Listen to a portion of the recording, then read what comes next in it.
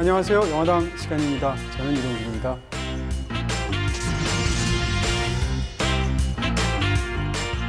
안녕하십니까. 판다당 김준현입니다. 예전에 한번 판다당 한 적 있었죠. 네. 이번엔 점점 판타당. 단순해지는 게 네. 영화 제목 2개 주시면 둘 중에 하나 골라가지고 그 앞에 있는 제목을 네. 그냥 골라버립니다. 그렇게 오늘, 네. 당명은 항상 그렇게 짓지만 또 그 뜻은 또 멋있게 하잖아요. 또 한번 해보시죠. 판타당. 판타 좋아합니다. 자, 어쨌건 지금 뭐 판타당이라고 말씀해 주셨는데 오늘 두 편의 영화 중에 한 편이 네. 판타스틱 우먼이죠. 네. 이 영화를 포함해서 이제 데니시 걸까지 두 편의 영화를 여러분께 소개해 드리게 되는데요. 이 두 편의 공통점은 주인공이 트랜스젠더다. 이런 공통점이 있고요. 그래서 오늘은 트랜스젠더를 진지하게 다룬 영화들. 네. 이런 주제를 가지고 이 두 편의 수작들을 여러분들께 소개해 저는 드리겠습니다. 뭐 영화당 함께하는 사람으로서 이동진 평론가님이 주제를 골라올 때마다 저는 공부하는 마음으로 이 영화당을 임하게 되는데요. 네. 주제 고르실 때마다 좋다. 새로운 공부를 하게 되어서 좋고 새로운 영화들로 새로운 사안들에 또 접근할 수 있어서 좋다 생각을 많이 하는데 네. 특히 이번에 트랜스젠더를 다룬다고 하셔가지고 영화를 진지하게 보게 됐고 네. 관련 책들을 좀 보게 됐어요. 그런 면에서 저 자신에게도 공부가 되었던 준비 과정이었습니다. 아유, 또 이제 1분 브리핑이 기다려지는데요. 자, 어쨌건 이 얘기를 하기 위해서는 간단하게 좀 용어 정리를 할 필요가 있을 것 같습니다. 이제 적지 않은 분들이 약간 좀 헷갈려 하시는 부분들도 있는 것 같아서 우리가 이제 성 정체성이라고 말을 할 때 사실은 성 정체성이 두 가지가 있는 거잖아요. 하나는 성별 정체성이라는 게 있고 성지향 정체성이라는 게 있습니다. 성별 정체성의 경우에는 이제 본인이 태어난 생물학적 성별과 본인이 생각하는 정신적 성별이 일치하는 경우가 있고 일치하지 않는 경우가 있죠. 생물학적으로 내가 남자로 태어났는데 스스로를 남자로 생각한다. 혹은 생물학적으로 여성으로 태어났는데 여자로 생각한다. 이런 사람들을 통칭해서 우리가 보통 시스젠더라는 말을 쓰게 되고요. 그게 일치하지 않는 사람들도 있죠. 그렇게 해서 생물학적으로는 남자로 태어났는데 본인의 정신적으로는 나의 성은 여성이라고 생각한다. 이런 사람들은 우리가 이제 흔히 트랜스젠더라는 말을 사용하게 됩니다. 그 다음에 또 뭐 한 가지 나머지 우리가 성 정체성을 얘기할 때 쓰는 것들이 성지향 정체성이라는 건데 성지향 정체성이라는 건 한마디로 내가 끌리는 성이 무엇인가. 다시 말하면 내가 아니라 상대방 쪽에 있는 거죠. 그래서 내가 남자인데 여성한테 끌린다. 혹은 내가 여자인데 남성한테 끌린다. 아니면 내가 남성인데 남성한테 끌린다. 이런 식으로 끌리는 대상에 따라서 주어진다고 말할 수 있고요. 같은 성에 끌리는 사람을 동성애자, 그 다음에 다른 성에 끌리는 사람을 이성애자, 또 그 외에 또 많은 여러 가지 용어들이 있을 수 있겠죠. 그러니까 우리가 흔히 이제 트랜스젠더를 동성애자로 생각하는 경우가 있는데 그것은 굉장히 부분 자체가 잘못된 것이다. 네. 심지어는 영화 속에 데니시 걸의 그런 얘기가 나오기도 그렇죠. 해요. 네. 그런 정도의 용어 정리를 앞부분에서 해야겠다. 네. 이렇게 말씀드릴 저희가 수 이렇게 있습니다. 용어 정리를 할 수밖에 없는 것은 네.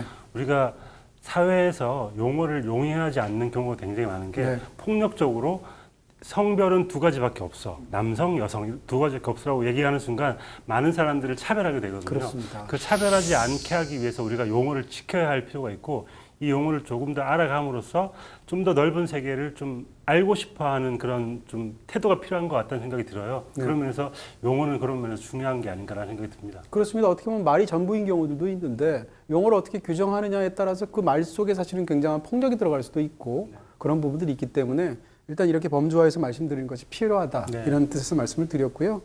자, 어쨌건 이런 그 연장선상에서 오늘은 성별 정체성, 그 중에서도 이제 트랜스젠더의 세계들을 영화 속을 통해서 다루게 됩니다. 네. 근데 트랜스젠더에 대한 사회적인 굉장히 이제 폭력적인 시선들이 많게 되기 때문에 삶이 사실은 굉장히 어려운 부분들, 네. 더군다나 이제 데니시 걸 같은 경우에는 20세기 초반이기도 하고요. 그렇게 해서 고난을 다루게 되는데 그것보다 더 중요하게는 이 영화들은 트랜스젠더로서 본인의 성을 찾아가거나 지켜내기 위해서 사투를 벌이는 일종의 정신적인 로드무비를 통해서 이 사람들의 세계를 굉장히 위험 있게 그려내는 휴먼 드라마다 이렇게 말씀드릴 수 있습니다. ¿Tiene algún problema con eso? 자, 그럼 이렇게 해서 이제 두 편의 영화를 다루게 되는데 일단 두 편의 영화가 굉장히 진진한 드라마이기도 하고 네. 또 그리고 또 멋진 영화이기도 합니다. 두 편의 영화를 먼저 들어가기 전에 네, 저희 준비해 일본 오신 게 브리핑 내가 있다고. 너무 힘들었습니다. 네. 왜냐면 사회적인 통계 같은 걸 가지고 와볼까, 얼마나 이들이 차이를 갖고 있는가 그런 생각 해봤는데 무엇보다 아까 말씀하신 것처럼 우리가 용어를 알면 이분들을 좀 이해하기 쉽지 않을까. 이 사람들을 칭하는 다양한 용어들 그리고 성별을 나누는 다양한 용어들을 좀 소개를 해드리고 싶어가지고 오늘 가장 근원적이고 기본적인 용어 설명을 일본 브리핑에서 해드릴까 합니다. 네, 듣겠습니다.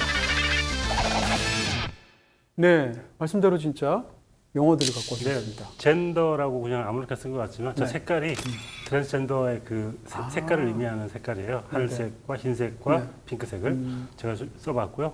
그리고 우리가 젠더라고 많이 표현을 하는데 젠더란 과연 무엇인가? 트랜스젠더의 젠더. 젠더라는 건 사실은 사회화를 거치면서 그 사람이 지닐 수 있는 성적인 의식. 말하자면 사회적 성이라고 볼 될 것 같아요. 생물학적 성이 섹스 성이라면 네. 사회학적 성이 젠더라고 볼 수 있을 것 같고요. 네. 아까 말씀해 주신 것처럼 타고난 그 성이 일치하는 사람을 우리가 시스젠더라고 표현을 하죠. 네. 그리고 시스젠더의 반대적인 개념으로 트랜스젠더가 있는 것 같아요. 네. 태어난 성과 다르게 자기가 인식을 하는 거죠. 그러니까 태어난 성과 자기가 사회학적으로 느끼는 성이 다르기 때문에 그 사회학적 젠더가 다르기 때문에 트랜스젠더라고 표현을 하는 거고요. 네.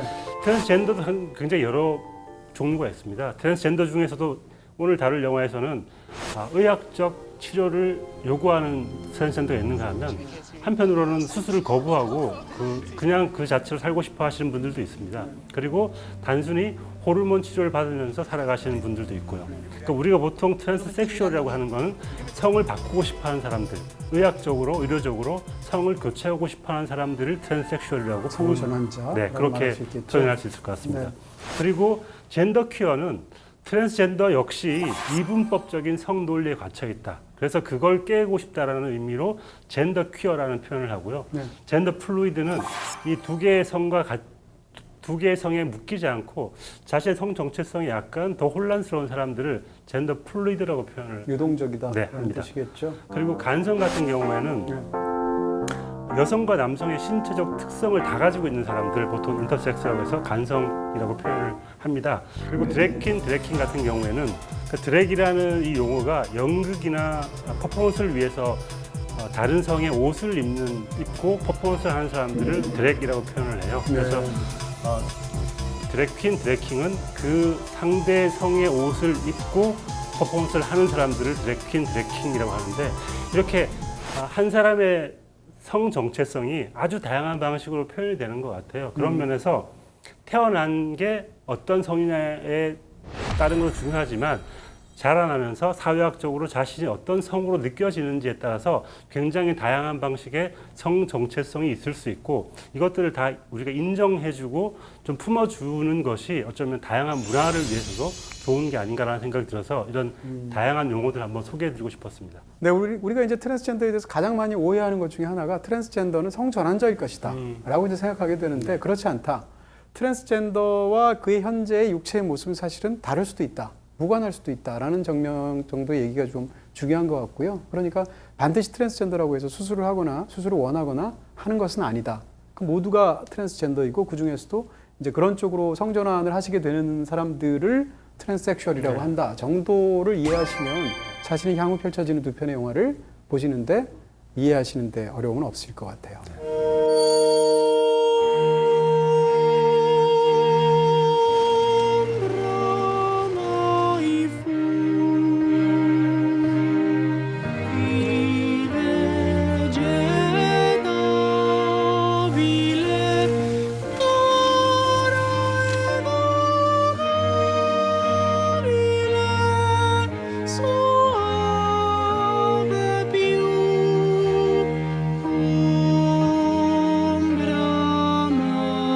Yo simplemente estoy protegiendo a mis seres queridos, nada más. Orlando era un ser querido para mí.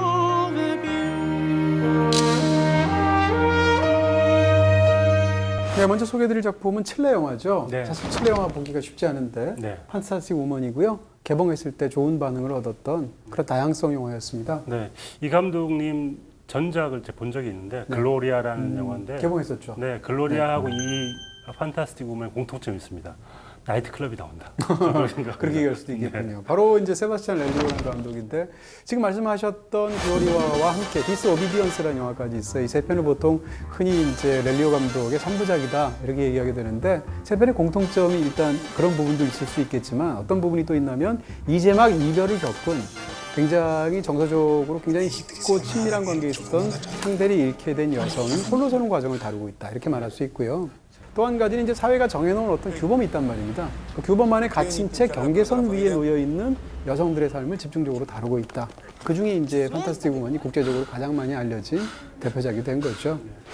이 영화의 주인공은 이제 마리나라는 여성입니다. 그리고 이제 본인이 굉장히 사랑하는 남자가 있게 되는데 그 남자 이름은 오를란도라는 남자죠. 그런데 뜻하지 않게도 둘이 같이 있을 때 남자가 갑자기 어떤 죽음을 맞게 되는 그런 상황이 벌어지게 되고 본인 입장에서는 연인을 잃어서 너무 참담하게 슬픈데 본인 자체가 사랑하는 사람이라서 너무 괴로운 상황임에도 불구하고 오히려 경찰 입장에서는 혹시 그녀가 트랜스젠더라는 이유로 범인이 아닐까라고 의심을 어떤 편견에 토대해서 압박해오게 되게 되는 거죠. 그러니까 본인 스스로는 일단 슬픔을 다스려야 되고 두 번째는 자기의 무고를 증명해야 되고 그러면서도 세상으로 편견으로부터 자기 스스로 우뚝 서야 되는 어떤 그런 내적인 과제가 생기게 되고 그를 향해서 나아가는 마리나의 이야기를 다룬 영화다. 이렇게 말씀드릴 수 있습니다. 전 이야기를 푸는 과정에서 재미있었던 게 네. 보통 이럴 때 그 오를란도가 죽었을 때 마리나가 오를란도를 죽였을지도 몰라라고 관객도 믿게 하게 영화를 만들 수 있거든요. 그쵸. 그런 미스터리가 맞아요. 되죠. 네. 정말 마리나가 오를란도를 죽이지 않았을까라고 생각을 하게 되면 미스터리가 되는 것 동시에 우리가 또다시 마리나를 편견에 갇힌 사람으로 이제 편견에 갇혀서 마리나를 보게 됩니다. 근데 영화는 초반부터 그걸 다 깝니다. 마리나가 죽이지 않았고 오를란도가 계단에서 굴러떨어진 장면을 보여주고 마리나와 함께 우리가 싸우게 만들어주는 것 같아요. 세상 사람들의 편견으로부터 마리나가 얼마나 고통받고 있는지를 관객들에게 보여줌으로써 함께 고통을 치유해 나가는 과정이라는 게 이 영화의 좀 재밌는 지점인 것 같아요. 네, 정확히 영화의 어떤 만든 작법의 핵심을 찔러서 말씀해 주신 게 아닌가 싶은데 그러니까 영화에서 미스터리를 추방함으로 인해서 이 영화를 굉장히 진진한 휴먼 드라마로 만들게 되었다라는 그런 생각이 들기도 하고요. 이 영화에서 마리나 역을 맡았던 다니엘라 그 베가 자체의 영화 속에서 어떤 그 카리스마가 압도적이잖아요. 네. 그래서 영화에서 등장하게 되는데 실제 트랜스젠더 여성이기도 하고요. 네, 아카데미 시상식에 또 시상자로 나와서 맞아요. 표현을 하게 됐죠. 표현을 하기도 했었죠. 다른 데에서 여우주연상을 받을 때 이 영화로 그런 수상 연설을 한 적도 있어요. 예술은 나의 육체 그리고 나의 정체성에 대해서 묻지 않고 나를 있는 그대로 받아들여 주었다. 라는 연설을 하기도 했는데 네, 그녀에게 사실은 배우 생활을 한다는 것이 어떤 의미가 있는지 보여준 네. 그런 부분이 아닐까 싶어요. 중간에 마리나가 죽은 오를란도의 차를 그 전 부인에게 갖다 주는 장면이 있어요. 그때 이 마리나가 노래를 듣는 장면이 나오는데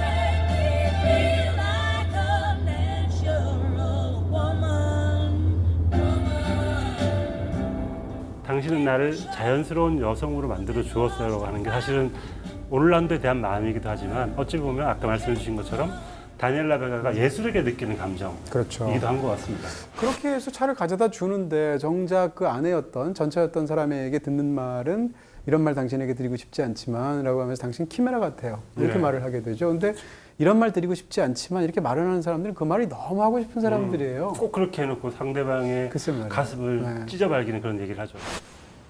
Discúlpame, pero es que cuando te veo no sé lo que veo. Una quimera veo. Eso. 키메라라는 것이 그리스 신화에서 머리는 사자고 몸은 양이고 꼬리는 뱀이고 이렇지 않습니까?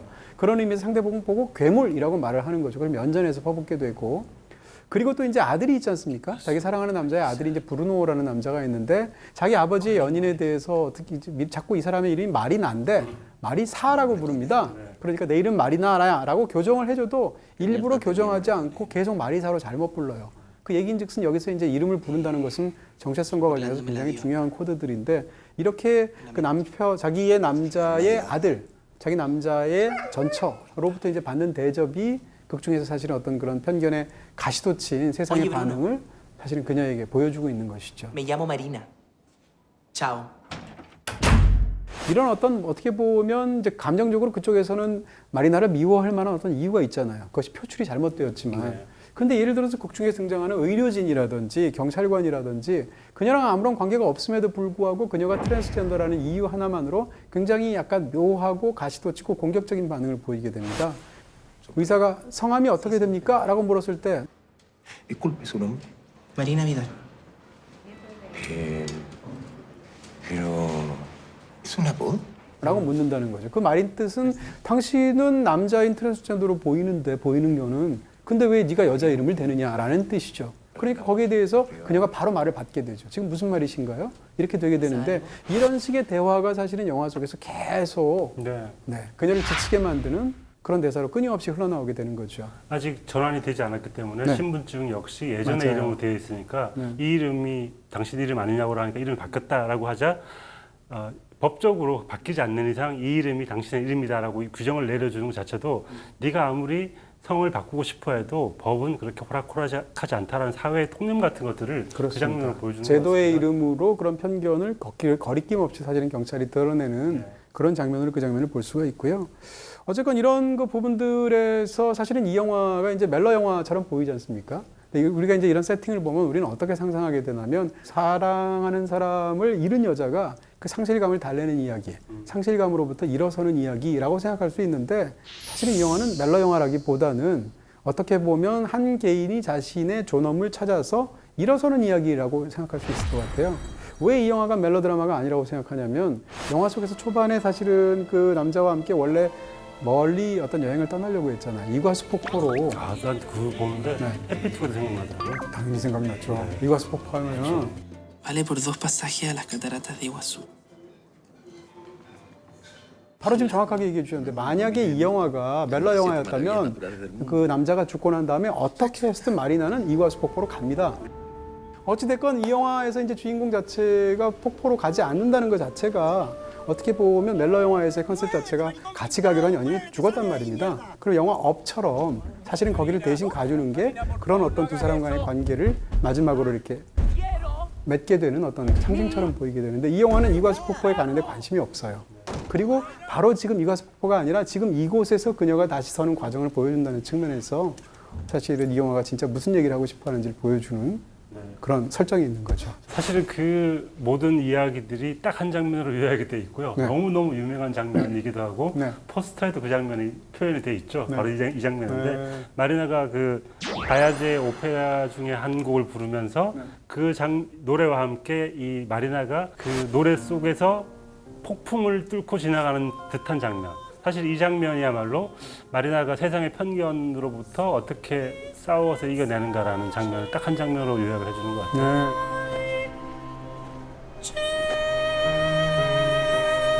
네, 지금 보시는 이 장면 같은 경우에 이게 사실은 영화에서 너무 유명한 장면이죠. 버스터 키튼의 스팀보트 빌 주니어라는 무성 영화 시대 굉장히 유명한 장면이 있습니다. 거기서 이제 강풍기를 틀어놓고 이런 비슷한 아크로바틱에 가까운 연기를 버스터 키튼이 펼치게 되는데 감독 자체가 그 영화에서 가져온 장면이라고 얘기했어요.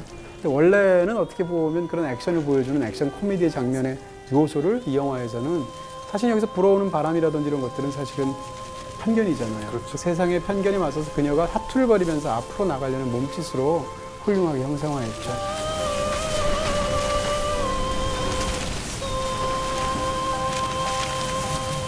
네, 사실 이제 뭐 이 영화에서 굉장히 중요한 장면이 있는데 그 장면이 이제 서사적인 중요함이라기보다는 이미지적인 중요함이니까 그 장면을 좀 설명드려야 될 것 같아요. 영화의 어떤 부분에서 그녀가 이제 나신으로 옷을 입고 있지 않은 상황에서 침대에 누워 있게 되는 거죠. 살짝 누워 있는 상황에서 본인의 국부를 내려다보는 장면이 있습니다. 근데 그 사이에다가 거울을 놓았던 거죠. 그래서 본인이 딱 거울을 자기 스스로가 내려다보는 장면인데 그 장면은 이 영화에서 최고 명장면이기도 하고 사실상 영화가 말하고 싶어하는 모든 것이 담겨있는 굉장히 인상적인 장면이에요. 나중에 한번 영화를 보시게 되면 눈여겨보셨으면 좋겠는데 다시 말하면 사람들이 국부가 있다고 생각하는 부분에 거울을 놓고 그녀가 내려다보고 있기 때문에 그 앵글 때문에 거기서 보이는 것은 그녀의 얼굴이라는 거죠. 그러니까 결과적으로 얘기한다면 남자의 성기가 놓여 있어야 할 자리에 여자의 얼굴로 대체를 한 겁니다. 그리고 또 남자의 성기로 대변되는 그녀의 생물학적인 성을 그녀의 얼굴로 대변되는 그녀의 정신적인 성으로 대체를 하는 거죠. 더 중요한 것은 본인 스스로가 그런 의지를, 자기의 성에 대한 의지를 내보이는 것이 중요한 것이고 그래서 그 장면은 사실은 이 영화가 말하고자 하는 사실상 거의 모든 게 들어가 있어요.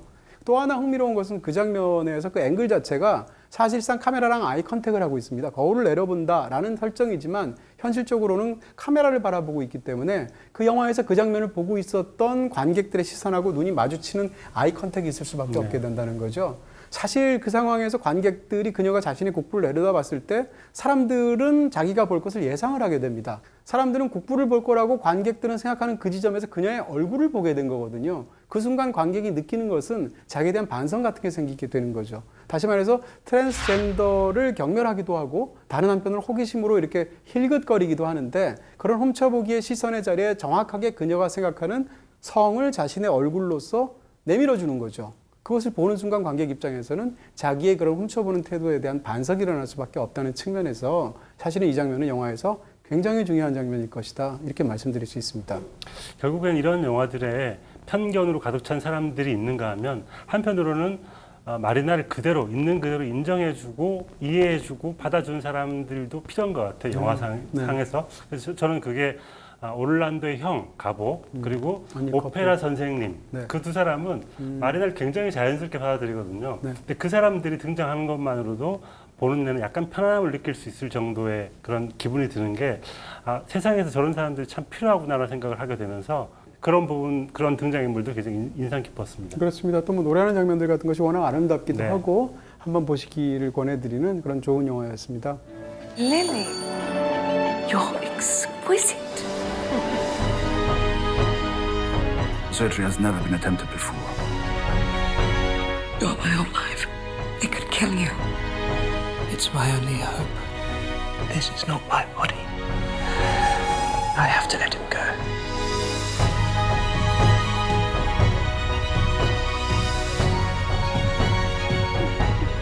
I love you because you're the only person who made sense of me.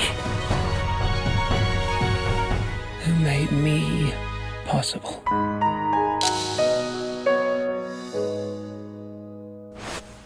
네, 이어서 소개해드릴 작품은 데니시걸입니다. 네. 데니시걸을 만든 감독은 이제 톰 후퍼 감독이죠. 킹스피치로 아카데미 감독상을 받기도 했었고요. 레미제라블도 만드셨고. 아, 그러네요. 네. 네. 근데 이 톰 후퍼가 만든 이 작품에서 무엇보다 빛나는 사람은 이제 두 배우다. 네. 이렇게 말씀드릴 수 있겠죠. 사실 저는 이 배우가 아름답다라고 표현을 해야 될 것 같은데 저는 아까 말씀해 주셨던 그 판타스틱 부문의 거울 장면과 더불어 여기에서도 거울 장면이 맞아요. 굉장히 중요합니다. 여기서도 국부를 가리는 방식으로 거울 앞에 선 채로 드러나 있는 장면이 있잖아요. 네. 그래서 내 속에서 감추고 싶은 것, 내 속에서 드러내고 싶은 것을 거울로 표현하는데 그런 면에서 두 영화가 거울을 이용하는 다른 방식인 것 같습니다. 그러네요. 이 영화에서 지금 말씀해 주신 어떤 중요한 장면이 있는데 그 장면은 어떻게 보면 선정적으로 보이기도 해요. 표면적으로.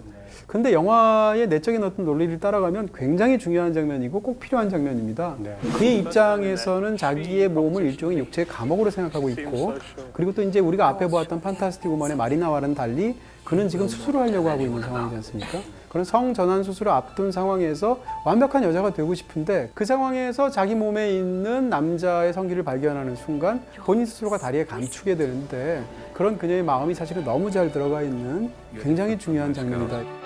I feel I'd need to ask your permission before I... 에디 레드메인의 연기를 보면 이제 참 뭐라고 그럴까요? 놀라운 부분들이 있는데 이 영화에서는 일종의 아주 좋은 관찰. 예를 들면 여성은 몸을 어떻게 움직이는가에 대해서 굉장히 세심하게 관찰한 것 같고 예를 들어서 이제 입에 붙어 있는 립스틱을 닦는 장면이라든지 아주 굉장히 세심한 손동작이라든지 또는 이제 전반적으로 보다 보면 뭐라고 그럴까요? 몸을 굉장히 덜 써요. 그렇게 해서 똑같이 움직인다 할지라도 몸을 쓰는 정도가 남자와 여자가 다르겠죠. 그리고 또 목소리도 이럴 경우에 이제 좀 여자 목소리를 내기 위해서 특별한 노력을 한다기보다는 목소리를 낮게 처리합니다. 그 좀 더 속삭이는 것처럼 처리를 한다든지 이런 부분을 통해서 이 영화에 등장하는 에디 레드메인의 연기는 누가 봐도 와, 연기 참 잘한다. 이런 연기를 보여주죠. 네, 전 참 놀라웠던 장면이 아까 말씀하신 실제 관찰을 하기도 했겠지만 영화 속에서도 계속 아이나가 다른 여자들의 행동을 관찰하고 그걸 따라하는 장면 그렇죠. 같은 게 있습니다. 네. 그 장면을 흉내내는 것도 사실 굉장하다는 생각이 들고 처음으로 이제 아내인 게르다 베게너의 모델을 쓰면서 이제 스타킹을 처음 신어보고 드레스를 안을 때 그 드레스를 안았을 때 표정 같은 것들이 전 잊혀지지가 않는 게 그 설레임 같은 것들을 맞아요. 처음 여자가 되어보는 설레임 같은 걸 표현하는데 굉장하다는 생각이 들었습니다. 그렇습니다. 그리고 이제 알리시아 비칸데르는 이제 이 영화로 사실상 최고 스타 자리에 떠오르게 됐고 아카데미에서 이제 조연상까지 받았잖아요. 사실 이제 아카데미가 약간 이상하다 이런 경우를 말할 때가 많은데 바로 이 경우도 그런 게 사실은 여우 주연상을 줘도 됩니다. 왜냐하면 심지어는 이 영화에서 누가 러닝타임을 잰 적이 있는데 영화 속에서 에디 레드메인보다 알리샤 비칸델의 러닝타임이 더 많대요. 등장하는.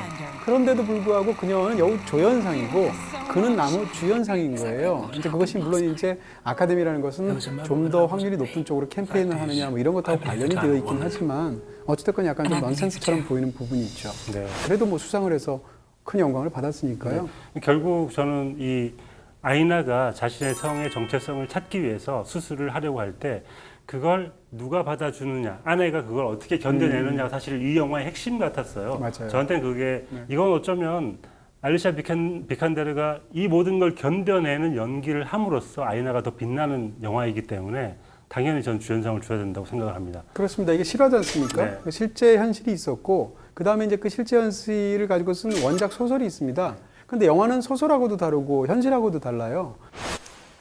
Why not give them something different? Go with someone else. 어떻게 보면 역사적인 사실, 또 하나는 이제 원작 소설, 이 두 가지와도 차별되는 영화의 가장 강한 각색 포인트가 있다면 게르다라고 말할 수 있는 부분이 있어요. 그래서 이 영화는 어떻게 보면 가장 현숙한 파트너에 관한 이야기처럼 보이기도 합니다. Persephonakos, the fact is, I believe that I'm a woman. 사실은 어린 시절부터 확고한 자기의 성 정체성이 있었음에도 불구하고 사회적인 이유라든 여러 가지 이유 때문에 본인이 그걸 억눌러 왔던 거죠. 그러던 것을 자기의 아내가 끄집어내주는 어떤 역할을 결과적으로 하게 되는 부분을 영화가 다루고 있는데 이 과정을 영화가 너무 섬세하게 잘 보여준다는 거예요. 처음으로 본인이 여성이다라는 성 정체성을 깨닫게 되는 것이 뭔가 하면 아내의 모델로 어떤 여자가 와야 되는데 그 여자 모델이 못 오게 됩니다. 그러니까 발모델을 대신 해주면서 처음 이제 여자의 옷을 입게 되는 것이 그 아이나 입장에서 본인의 여성 정체성을 깨닫게 된 최초의 계기가 됩니다. 그렇죠. 네, 발이라는 것은 일반적으로 이야기 속에서 그 사람의 정체성을 상징하는 것으로 굉장히 많이 쓰여요. 대표적으로 신데렐라가 자기가 그 여자다라는 것을 존재를 증명하는 것은 자기가 신발에 맞는 발이냐라는 걸로 증명했지 어떤 이야기도 장갑으로 증명하는 영화는 없습니다. 그리고 이제 영어 표현에서도 in one's shoes 같은 그런 수거회 같은 경우에 내가 네 신발을 신는다면 이란 뜻이 아니라 내가 너의 입장이 된다면 이란 뜻이에요. 마찬가지로 그런 모든 정체성을 찾아가는 최초의 계기가 발이었다, 신발이었다라는 것이 영화 속에서 사실 굉장히 중요하다 이런 말씀을 드릴 수 있고요. 그 다음에 이제 신을 때 스타킹이나 신발을 신게 될 때 그 감촉이라는 것이 촉감이라는 것이 굉장히 중요한데 촉감이라는 것은 자기의 육체를 자기가 자각하는 감각이잖아요. 그런 측면에서도 흥미가 있고 그 또 한 가지는 사실은 둘 다 화가였지 않습니까? 자기가 화가로서 주체로 그림을 그리는 사람이었는데 아내의 객체가 되어서 모델이 된 거예요. 그래서 객체가 되는 자리가 되다 보니까 스스로를 객체로 들여다보게 되었고 자기가 들여다본 객체로서의 자기 자신은 사실은 여성이었다라는 걸 깨닫게 되는 거죠. 그러니까 이런 부분들도 사실은 영화에서 세팅이 굉장히 잘 되어서 풀어내고 있는 그런 부분이라고 할 수 있겠습니다. Don't worry, my darling. 아내 게르다 입장에서 사실은 어떻게 본다면 이중의 딜레마가 있다고 볼 수도 있습니다. 자기의 직업의 성공을 위해선 남편이 여성 정체성을 가지는 게 중요해요. 왜냐하면 모델로서 자기한테 너무 중요하니까. 근데 이제 한 명의 러버의 입장, 연인의 입장에서 본다면 자기가 사랑하는 남편이 만약에 여성 정체성을 찾게 되면 자기를 떠날 수밖에 없지 않습니까? 그럼 그 사람을 놓아줘야 되는 거죠. 이 양자 사이에서 게르다 자체가 사실은 굉장히 큰 딜레마를 겪고 있다. 그게 이 이야기 속에서 굉장히 흥미로운 모티브이기도 하다. 네. 이 게르다가 그 계속 릴리 엘베를 그려주잖아요. 근데 릴리 엘베가 나중에 그런 얘기를 합니다. 당신은 나를 실물보다 훨씬 아름답게 그려줬어. 라고 얘기를 해요. You've always sketched me better than I was. But what you draw, I become.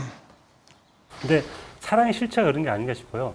자기 자신은 스스로를 되게 별로 안 좋은 사람이라고 생각을 하지만 사랑하면 그 사람이 훨씬 좋게 보이잖아요. 그러니까 상대방을 더 좋게 보고 상대방을 더 아름다운 사람으로 생각을 하는 순간 그 사람이 더 아름다워진다는 생각을 스스로 하게 되는 것 같아요. 네. 그게 사랑의 본질이고 그래서 이 게르다와 릴리 엘베는 그런 사랑으로 인해서 더 아름다운 사람이 된 게 아닌가라는 생각을 하게 되더라고요. 그렇습니다. 뭐 영화에서 굉장히 저는 이제 푸근하기도 하고 약간 감동받기도 했던 부분이 이제 뒷부분에 있는데 수술을 받지 않습니까? 네. 수술을 받을 때 병원에서 있었던 일들을 보면 사실은 그녀 릴리라고 이제 여성의 정체성을 찾은 그녀에 대해서 세상에서 상당히 굉장히 많은 편견이 있는데 이게 병원에 가서 수술을 받기 직전의 상황이 되게 되니까 접수하는 간호사든 돌보는 간호사든 아니면 또 다른 임신한 어떤 여성이라서 벤치에서 함께 나누는 상대방이든 간에 다 자기를 여자로 대해주게 되고 그러면서도 언젠가 당신도 아이를 낳을 수 있길 바라요 같은 얘기를 해주게 되는데 그런 이야기를 나누는 순간들 같은 것이 영화에서 굉장히 아름답기도 하고 따뜻하게도 그려져서 인상적인 부분이었습니다.